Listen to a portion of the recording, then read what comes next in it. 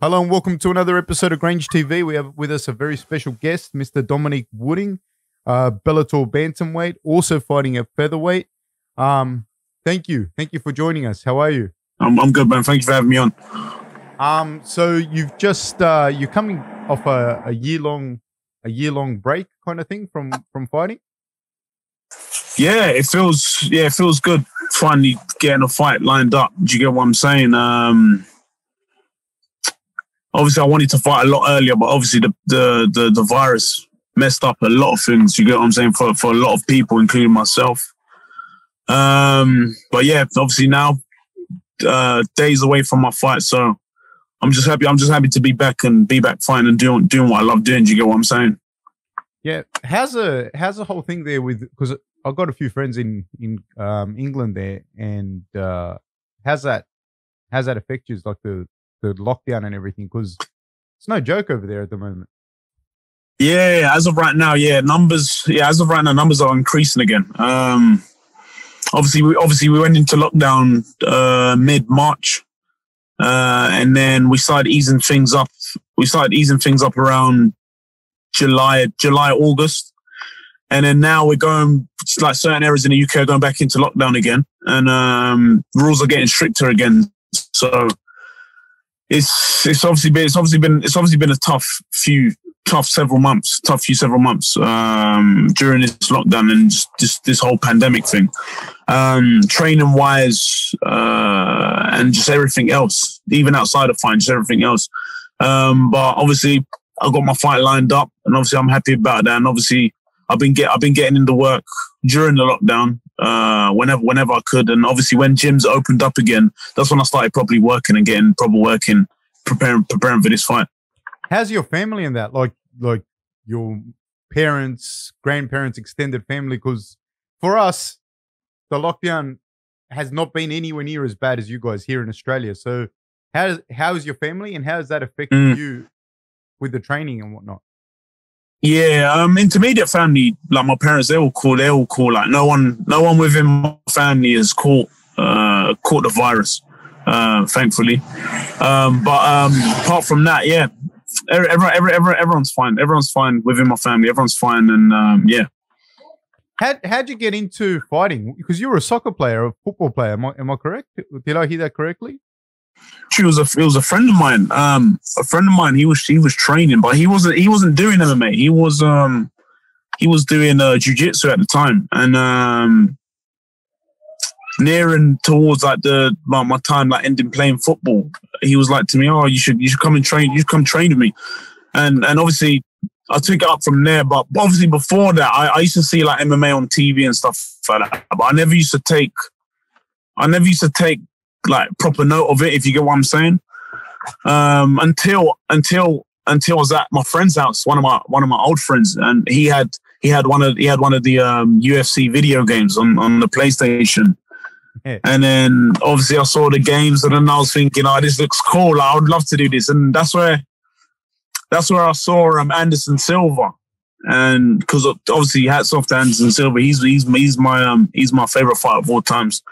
And I see him on the game, and I see him doing his moves and whatnot on the game. After I was just like, I'd love to try and do this kind of thing. Do you know what I mean? So obviously my friend that was training jiu-jitsu at the time told me come over and train, and then I started training with him, and then we started doing Thai boxing. We started doing Muay Thai, and then we shifted over to MMA. So yeah, then just the rest is history from the rest is history from there. Do you get what I'm saying? So I started training martial arts, I'd say about 10 years ago. 10 years ago I started training martial arts, and then I started probably doing MMA, I'd say early 2012, because that's 2012 is when I had my first fight. So I started properly doing MMA early 2012, but I was around martial arts since 2010. What level football did you play? Like before you switched over, were you playing at a high level? Yeah, I was playing at a semi-professional level. It's hard to stand out because obviously there's a lot of players, and a lot of boys want to be football players and whatnot. And the thing is, it's like the way how the system works over here with the footballing system. It's about who you know and what good connects you got. in order for you to get to that level. Do you get what I'm saying? So it got to the point where I didn't have that so much, and obviously age was creeping up on me, especially like getting into like professional football.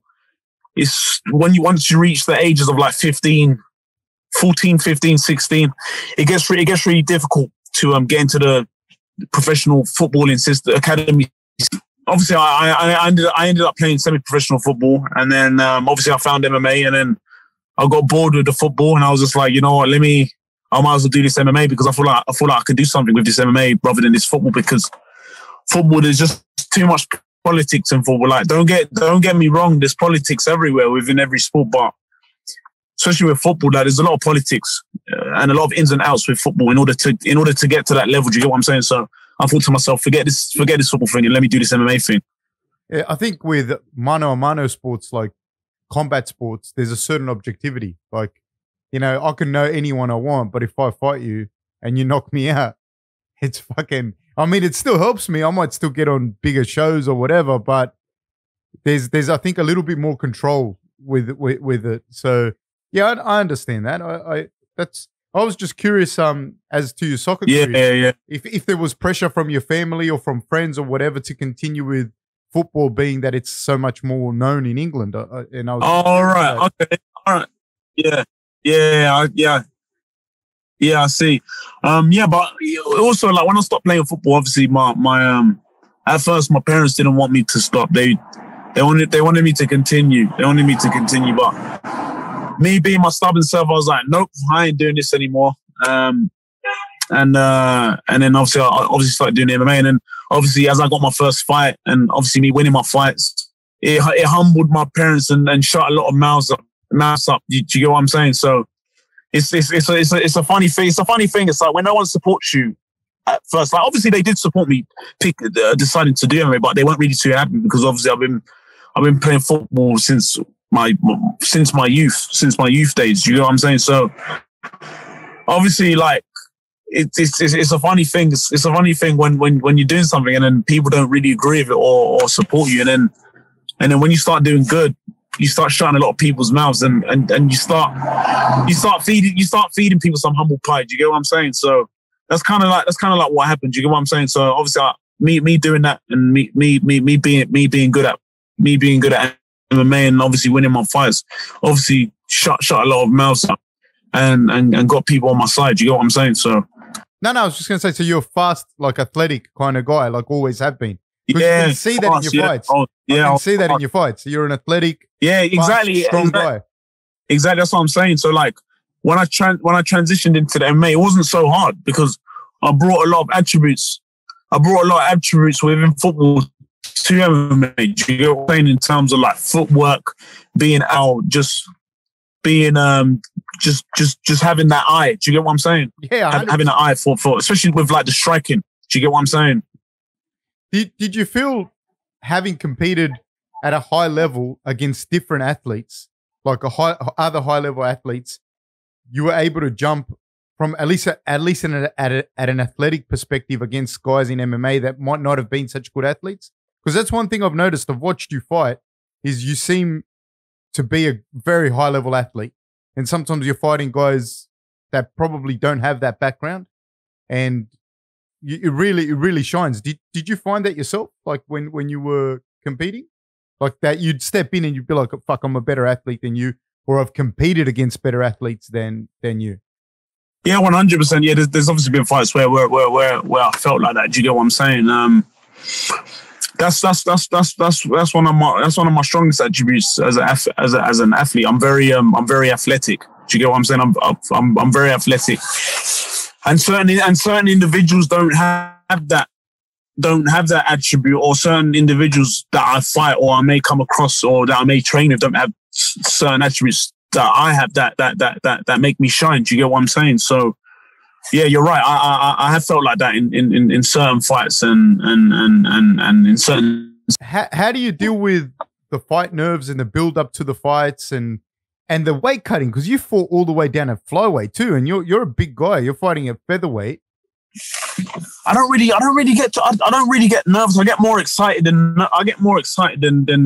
nervous. If you get what I'm saying, in terms of like me getting into me having fights, and even like on the day of the fight, like I don't really have nerves. You know what I'm saying? Like my adrenaline levels are really low. Even when I'm fighting and like when I'm coming out with my entrance, coming out in the cage, like my adrenaline levels are really low, and I'm very calculated and controlled. You get controlled. Do you get what I'm saying? So in terms of nerves, like I'm more excited than nervous to perform, if you get what I'm saying. And in terms of weight cutting, yeah, I've fought at flyweight. So when I turned pro, I started off as a flyweight. And earlier on in my career, I fought for world championship at flyweight due to the division in the UK and Europe not being so strong, and obviously certain fighters avoiding to fight me and just fights falling through and whatnot. Do you know what I'm saying? So it got to a point where I had to start calling fighters out to get fights at flyweight. And then my last fight at flyweight, and even my Bellator debut was at 145. Do you get what I'm saying? And every time I fight at 145, I always feel great. Do you get what I'm saying? So obviously my natural weight class is 135, but obviously for this fight I'm fighting at 145. And also as well, like it's good I took this fight at 145 because it reintroduces me back into weight cutting and to cutting weight, because obviously I've not cut weight in over a year. What weight do you walk around? Well, during this lockdown, I got pretty heavy. So I was walking around 75, 76 kilos. Do you get what I'm saying? So I was almost walking around like a welterweight. Do you get walking around the same weight as how a welterweight weighs in? So obviously, for me to take this fight at 145 was quite sweet. Do you get what I'm saying? So I didn't have to worry about cutting all the way down to 61 again. Do you get what I'm saying? So obviously I'll do this fight at 145, and then hopefully the next one will be at 135. We'll see how things pan out. What do you think about your opponent? Well, to be honest, he's a 6-0 fighter from France. He's not a true 6-0 fighter. Do you get what I'm saying? His record is padded, and you can see that through his resume. Do you get what I'm saying? And all the shows that he's fought on has been his gym show. So his head coach owns a show that he's had all these fights on, and obviously his head coach has built up his record, and then his head coach handed him over the belt in terms of getting him easy fights. So if you look at his resume, and you compare his resume compared to mine, you'll see who's the legitimate one. Do you get what I'm saying? So, like I say to people, and obviously I'm going to say here as well, levels will be shown in this fight, and I'm going to show people that this is not a true 6-0 fight. Do you get what I'm saying? And I bring XP points to this fight. Do you get what I'm saying? I bring experience to this fight, and also it's like he's not had fights in cages. All of his fights has been in rings, and some of these fights has been 2 5-minute rounds, and there's even been one point where he fought twice in one night. Do you get what I'm saying? So he's gonna quickly realize in there that I'm not one of these other guys that he's faced, and this is not one of these other shows that he's fought on. Do you get what I'm saying? So like I said, levels will be shown, and in terms of his fighting style, plays perfect for mine. Do you get what I'm saying? Like, he's got quite an erratic style. My fighting style will make him overreact a lot, and overreacting a lot can lead you to make costly mistakes. And that's why I feel he's going to give me a finish. Do you get what I'm saying? So it's going to be like a matador versus a raging bull. Do you get what I'm saying? So I'm looking forward to it, and I'm looking forward to making a statement here. Can you tell us a little bit about your training? Because you've undergone a lot of changes in the last year since your loss and a whole bunch of other stuff. Can you tell us a little bit about your training, your management, your change in management? Yeah. So, just prior to my last fight, there was a lot of things going on, a lot of things I was dealing with, management situations, things outside of fighting. I ended up getting a very bad ankle injury 3 weeks out before the fight. A week out before the fight, I ended up getting impetigo, and I believe things happen for a reason. And obviously that night that night wasn't meant to be my night, and obviously hats off to my previous opponent, Franz Malambo. It was obviously his night. It wasn't meant to be my night, and that's how that night was meant to go. In order for me to realize certain things, and in order for me to change up a few things within my training, and to change up a few things outside of training. Do you get what I'm saying? Like after my last fight, I had to cut a few people off. Switched up my training a bit. I started training at Team Renegade and Team Fearless. As well as obviously my home gym, Team Time back at home over here in London. So yeah, I switched up a few things. Obviously my management switched up management companies. I'm at Paradigm now. Obviously, I believe that was the correct choice for me to pick.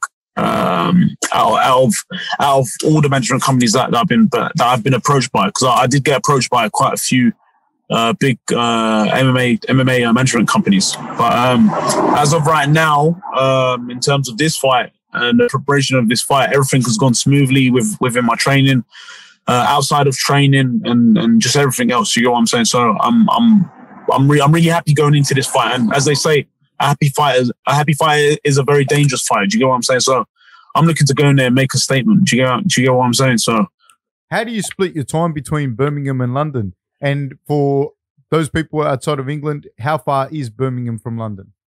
So Birmingham from London is about 2.5 hours drive. So I drive up there, so it's a 2.5 hour drive. So I'm up there two times a week. I'm up there twice a week, sometimes 3 times a week if I'm able to go up the third time. So yeah, it's just a lot of sacrifices has been made for this fight preparation, and the results will show come fight night. Obviously it's not been easy, but obviously when you have a task at hand, you have to make certain sacrifices in order to get the results that you want. You get what I'm saying? So it's not been easy, but it obviously got done, and obviously the results will show come fight night. How do you now you're fighting at Bellator? What were you doing prior to you being able to fight full time? Were you working and fighting full time? Are you still working and fighting and training full time? What's that balance like? No, I've been doing this full time. Do you know what I mean? So obviously I get support from obviously family, sponsorship. Obviously I do PT work at the side, personal training work at the side. So obviously, so I can obviously make ends meet. Ends meet. Do you get what I'm saying? So obviously before me signing to Bellator, it was a lot harder financially. You get what I'm saying? With Bellator now, it's eased up a lot of things for me financially. Do you get what I'm saying? So yeah, I've been doing this full time since I turned pro. Do you get what I'm saying? So it's obviously a difficult journey. Obviously there's a lot of highs and lows. Do you get what I'm saying? But that's part of the game. That's part of the game, and that's part of you getting to where you want to get to within your journey. Do you get what I'm saying? In whatever you're doing. How has the influence of Bellator in Europe helped with getting your profile out? Yeah, it's helped a lot, because obviously Bellator's it's an American-based show, and obviously when it comes in terms of MMA, when it comes to popularity and making a name for yourself, is you make your name for yourself in America, because obviously that's where all the top shows are. Obviously Bellator, obviously UFC being the premier organization, and obviously that's obviously the US is where to make your name at. So obviously it's a good look for Bellator to come over to Europe and to scoop up certain European fighters, including myself, to fight on this show. Do you get what I'm saying? So, and obviously from a financial standpoint as well, it's a good look as well. Do you get what I'm saying, for the European fighters, and instead of fighting on the regional shows, not getting paid as much as what you'd be getting paid on Bellator. Do you get what I'm saying? So yeah, it's a good look. Were your mum and dad, were they athletes at all? What did they do? Yeah, obviously my dad, when he was back at home, back in my back where my parents were from, Angola.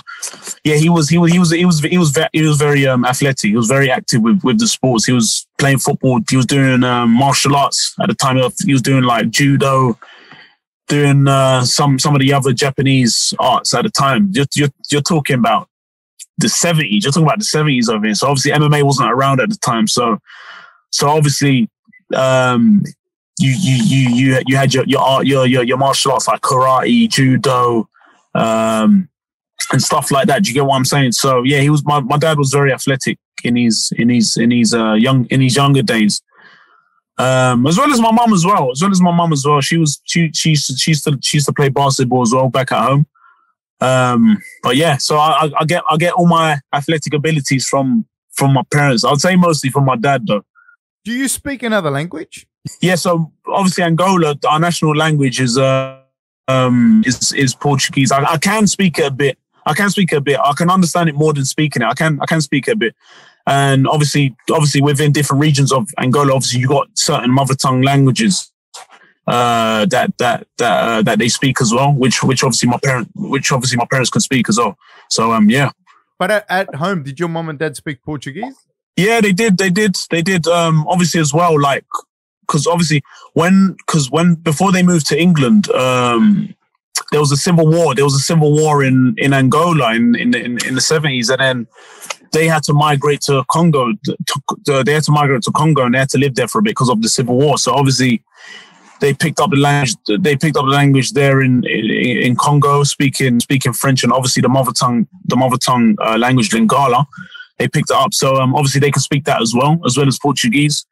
And yeah, so obviously like when I was growing up at home, like they'll mix up the languages between like all three and including English as well. Do you get what I'm saying? But obviously growing up in my household, we were speaking more English. You get what I'm saying? But obviously them speaking the mother tongue languages and speaking Portuguese, like, obviously we picked up as kids, but obviously not as strong as like picking up the English, because they were speaking English to us more than obviously our home language. You get what I'm saying? But obviously I can speak Portuguese a bit, and but I understand it more than speaking it. You get what I'm saying?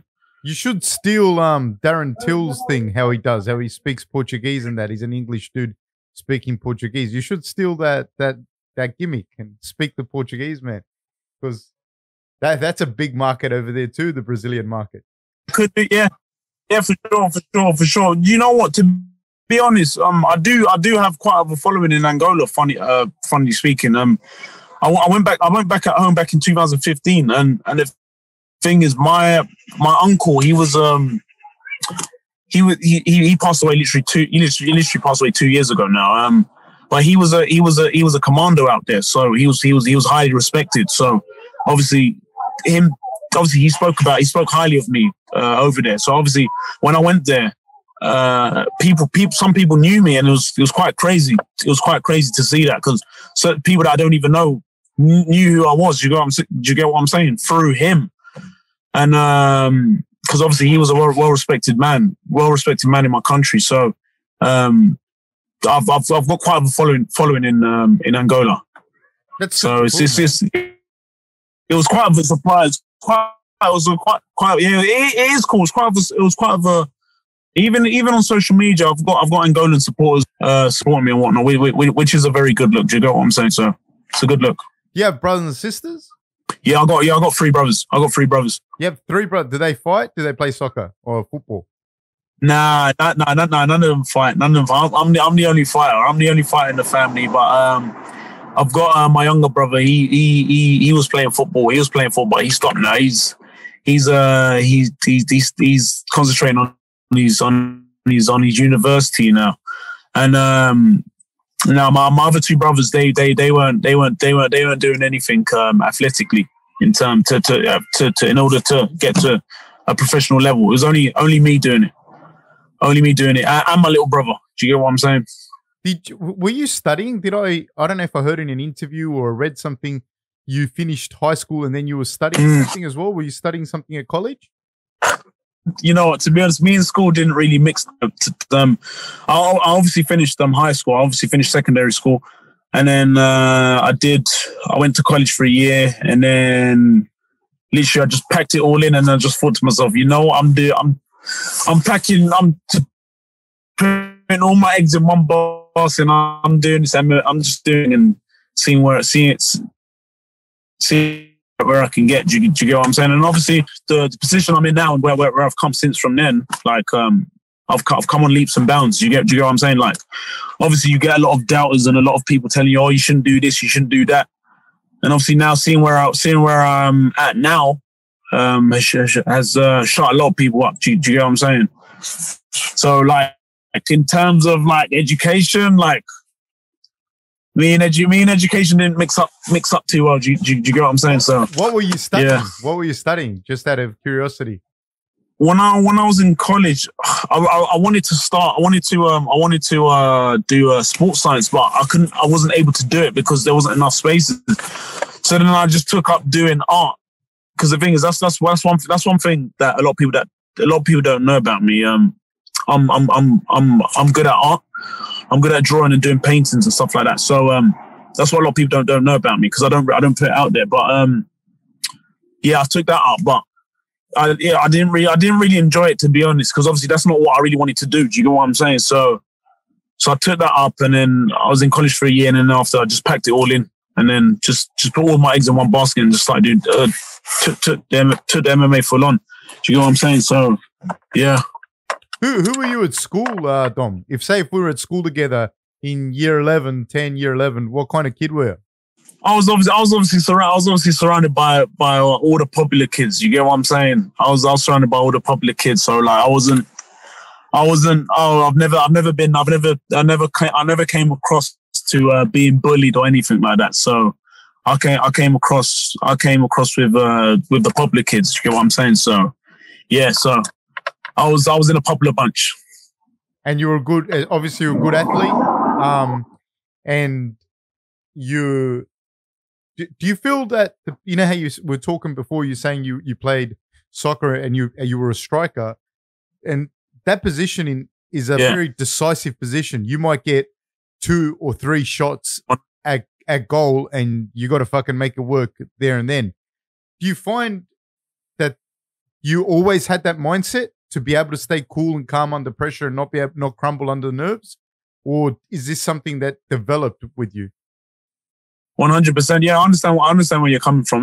No, I've always been like that. To be honest, I've always been a calm, calculated guy when it came to competing with anything. Do you get what I'm saying? I'm not really one to like let all the nerves like bottle up inside me and then I crumble kind of thing. Do you get what I'm saying? I've always been a solid competitor, and I'm always calculated and calm before competing with anything. Do you get what I'm saying?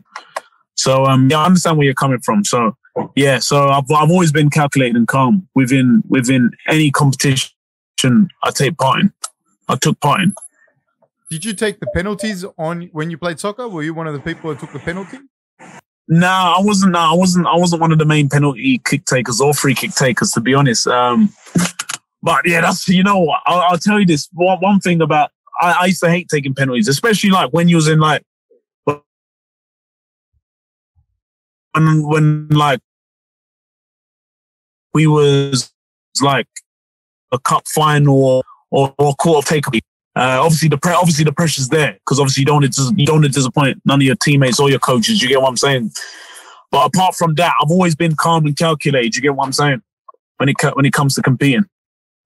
It's just an interesting thing, you know, how the mind works and like the positions that you play in a particular sport. Do you think you could ever go back to a team sport, or you like the individual aspect? Nah, I like the individual aspect. Do you know what I mean? Because there's more focus on you. Do you get what I'm saying? Do you get what I'm saying? There's can you hear me? Yeah. There's more focus on you when you take part in an individual sport rather than a team sport, because there's other guys that you gotta watch out for and kind of like compete against. You get what I'm saying? Whereas like individual sports is more solely on you. Do you get what I'm saying? So I like the individual aspect of MMA instead of the team aspect of football. Do you get what I'm saying? So I rather this than football. Do you get what I'm saying? Yeah, 100%. Is it a much bigger rush for you, like when you're in there by yourself fighting, than in your biggest wins in football? Yeah, 100%. Because all the attention's on you, so you get all the attention. Whereas, like, if you're playing in a team sport, there may be 1, 2, or 3 or 4, 5 guys getting the attention, and the rest of the team not. Do you know what I mean? So, whereas with fighting, all the attention's on you because it's just you.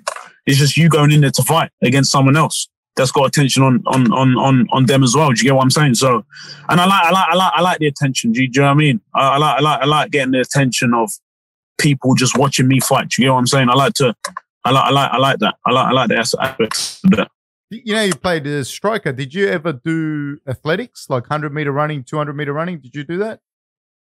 Yeah, I've competed in athletics for school, but outside of school, no, I've not. But for school, I have. I've even competed in trampolining. Really? Surprisingly, yeah. I'm actually good at trampolining. I've competed in trampolining for my school. I got invited to the national championships with my school, trampolining. But yeah, like I said, like I'm very. You can see I'm a very competitive person. Do you get what I'm saying? And the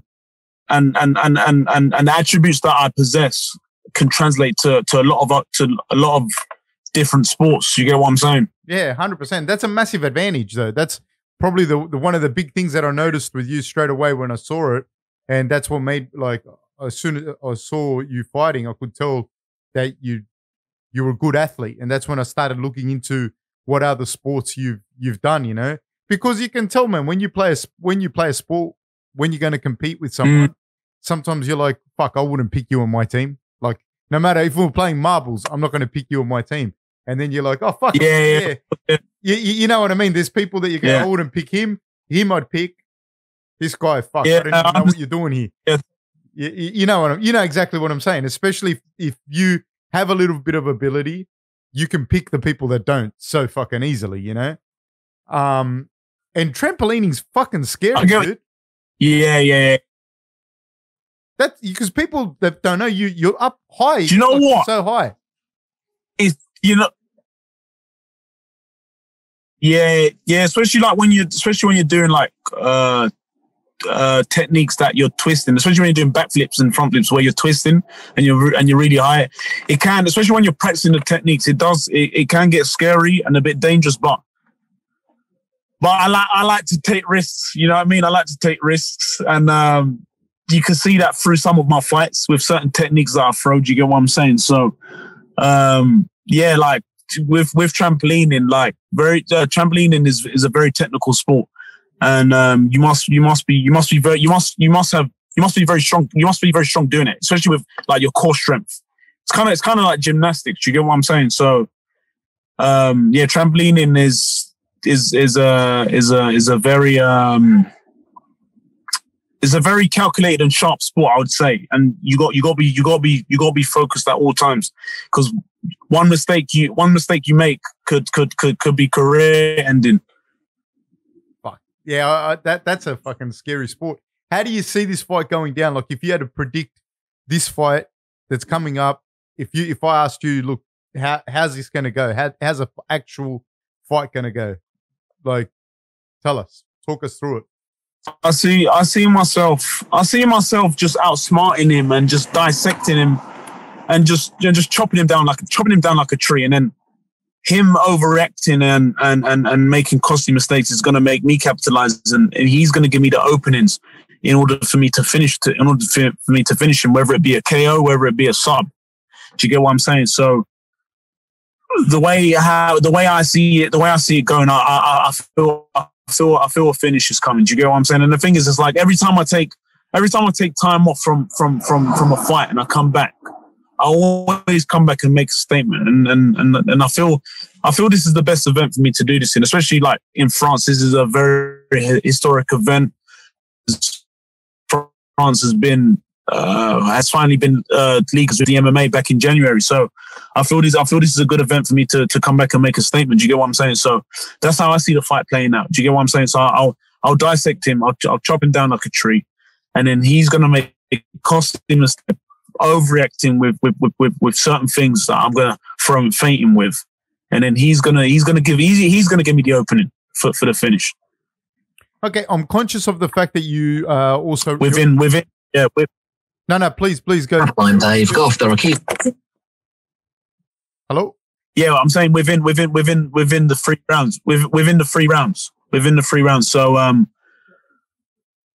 the finish can come within any time within the 3 rounds. You get what I'm saying? I don't mind wherever I finish him.